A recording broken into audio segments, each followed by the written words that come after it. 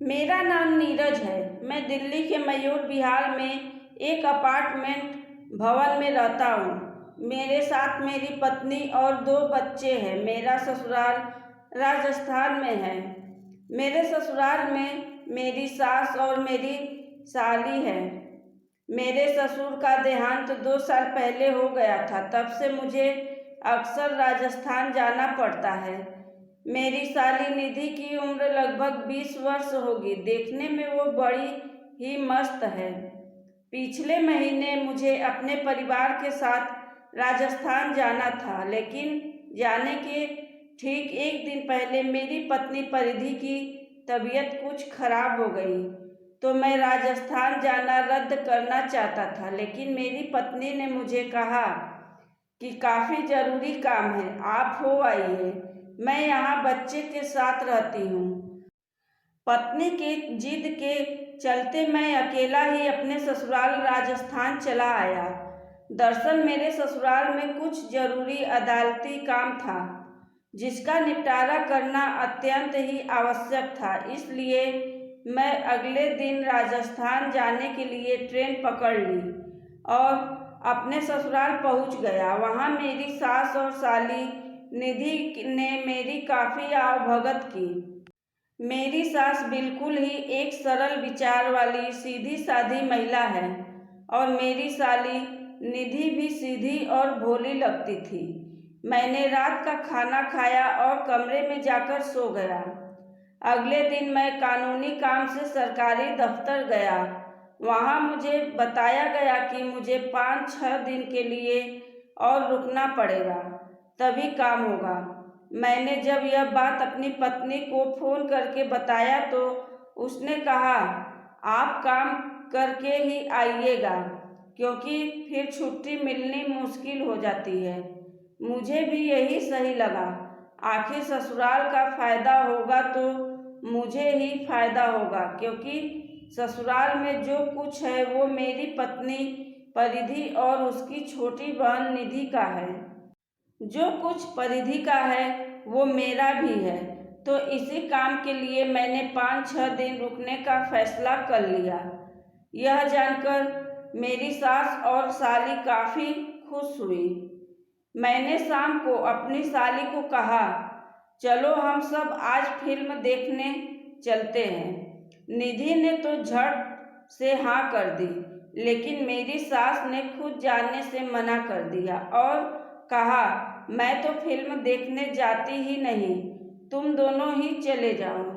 फिर मैं और मेरी साली निधि फिल्म देखने चले गए।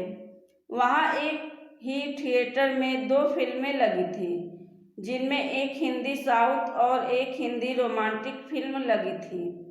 मैंने तय किया कि हिंदी रोमांटिक मूवी ही देखी जाए। मैंने 2 टिकट लिए और हम दोनों अंदर चले गए। थोड़ी देर में मूवी शुरू हो गई। वो फिल्म एक बोल्ड फिल्म थी। उस फिल्म में नायिका ने एक वेश्या का रोल निभाया था, जो समुद्र तट पर बिकनी पहनकर अपने ग्राहकों को ढूंढती रहती थी। कभी कभी उसके और उसके ग्राहक के बीच के संबंध के सीन को बड़े देर तक दिखा दिया जाता था। वो सीन देखकर मेरी साली निधि काफ़ी उत्तेजित हो रही थी। उत्तेजना में उसका हाथ मेरे हाथ पर पड़ गया, लेकिन ना मैंने हाथ हटाया ना ही मेरी साली ने। धीरे धीरे निधि ने मेरा हाथ अपने हाथों में पकड़ा और दबाते हुए पूछी, कैसी लग रही है मूवी? मैंने कहा, धत, कितने गंदे गंदे सीन हैं। निधि ने कहा, अरे जीजा, जवानी में ये सब नहीं देखूंगी तो कब देखूंगी? मैंने कहा, निधि, तुम भी ना बड़ी शरारती हो, तुमको मज़ा आता है ये सब देखने में? निधि ने कहा, हाँ, मुझे तो मज़ा आता है और आपको मज़ा नहीं आता। मैंने कहा, नहीं, मुझे शर्म आता है। निधि ने कहा, अरे इसमें शर्म की क्या बात है, आप भी तो दीदी के साथ ये सब करते होंगे। मैंने कहा, हाँ, करता तो हूँ, लेकिन देखने में शर्म आता है। फिर मैंने निधि के हाथ को छूकर महसूस किया कि उसका हाथ गर्म सा हो गया है। कुछ देर बाद निधि ने मेरे हाथ को सहलाना शुरू किया तो मैं शांत रहा। फिर निधि ने अपना हाथ मेरी जांघ पर ले गई और सहलाने लगी। मैं फिर भी शांत था, मानो मुझे कुछ पता ही नहीं, पर अब मुझे भी अच्छा लग रहा था। फिर उसने अपना एक हाथ मेरे पीछे से ले जाकर धीरे धीरे सहलाना शुरू कर दिया। मैं कुछ भी नहीं बोल रहा था। पूरी फिल्म के दौरान उसने मुझे सहलाती रही। फिल्म खत्म होने पर हम दोनों बाहर निकले। मैं पूरी तरह सामान्य था। निधि पूरी तरह से सामान्य नहीं दिख रही थी, पर सामान्य रहने की कोशिश कर रही थी। फिर मैं उसे लेकर एक रेस्टोरेंट गया जहां उसने अपने मनपसंद का खाना ऑर्डर किया। खाना खाकर हम दोनों घर आ गए। इस दौरान निधि मेरे काफ़ी करीब आ चुकी थी। उसकी मेरे प्रति झिझक खत्म हो गई थी। शायद वो समझ गई थी कि मैं उसे पसंद करने लगा हूँ। स्त्री को जब भी यह एहसास हो जाता है कि कोई पुरुष उसके बदन के प्रति आकर्षित है तो वो उसके प्रति थोड़ी बोल्ड हो जाती है और काफ़ी आराम से हुक्म चलाकर बात करती है। यही हाल मेरा भी हुआ। घर पहुंचने पर मैंने देखा कि मेरी सास ने चिकन बनाया है, लेकिन हम दोनों तो रेस्टोरेंट में ही खा चुके थे, इसलिए मैंने खाने से मना कर दिया। लेकिन निधि ने मुझे परिधि के भाव में वो चिकन खाने को कहा, क्योंकि वो नहीं चाहती थी कि उसकी माँ की मेहनत बेकार जाए। खैर, मैंने निधि का आदेश मानते हुए चिकन और रोटी खा ही ली। खाना पीना करते करते रात 12 बज चुके थे। मेरी सास सोने चली गई। मैंने निधि को कहा, यार बहुत खिला दिया तूने, मैं छत पर थोड़ा टहल लेता हूँ ताकि खाना पच जाए। निधि बोली, मैं भी आपके साथ चलूँगी, मुझे भी खाना पचाना है। हम दोनों छत पर चले आए। छत पर घुप अंधेरा था। वहाँ मैं और निधि हाथों में हाथ डालकर धीरे धीरे टहल रहे थे। मैंने कहा, निधि तुम थिएटर में क्या कर रही थी? निधि बोली, फिल्म देख रही थी। और क्या? मैंने पूछा, तुम्हारा हाथ कहाँ था? निधि ने कहा, ओह, वो तो मैं जन्नत की सैर कर रही थी। मैंने कहा, तुम्हारा हाथ तो बड़ा ही शैतान है, मेरी जन्नत को दबा रहा था। निधि ने कहा, यह हाथ सचमुच काफ़ी शैतान है, अभी भी कहीं घूमने की जिद कर रहा है।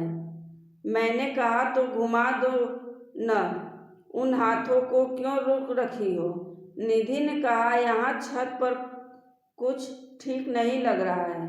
फिर निधि ने कहा, तो चलो ना आपके कमरे में। मैंने कहा, लेकिन मम्मी जी ने कहीं देख लिया तो? निधि ने कहा, वो नहीं उठेंगी क्योंकि वो नींद की गोली लेती है। उसके बाद वो मेरे साथ मेरे कमरे में आ गई। उसने कमरे का दरवाज़ा बंद किया और मेरे सामने बिस्तर पर लेट गई। उसकी मदमस्त अदाएं मुझे न्योता दे रही थी। मैंने उसके न्योते को स्वीकार नहीं किया। वो मेरी तरफ बड़े ही प्यार से देख रही थी। मैंने उसके इशारे को समझा, वो मानो इसी का इंतजार कर रही थी। अब हमसे रहा नहीं गया। मैंने उससे कहा, देखो निधि, तुम साली हो, हंसी मजाक तक ठीक है, इससे ज़्यादा कुछ हुआ तो मैं सबकी नज़रों में गिर जाऊंगा। तुम्हारी दीदी हम पर कितना विश्वास करती है, मैं उसके विश्वास को तोड़ नहीं सकता हूँ। निधि बोली, जीजू, यही शराफत पे तो मैं फिदा हो गई। कब हमारे दिल में आपके लिए प्यार जाग गया, पता ही नहीं चला। बहुत समझाने के बाद निधि अपने कमरे में चली गई। फिर जब हमारा काम खत्म हुआ तो मैं भी चला आया। कुछ दिनों बाद निधि की शादी हो गई। आज उसकी नज़रों में मेरी इज्जत और बढ़ गई है। मैंने ये बात किसी को भी नहीं बताई। मैंने गलत किया कि सही, आप सभी कमेंट में लिख सकते हैं। धन्यवाद।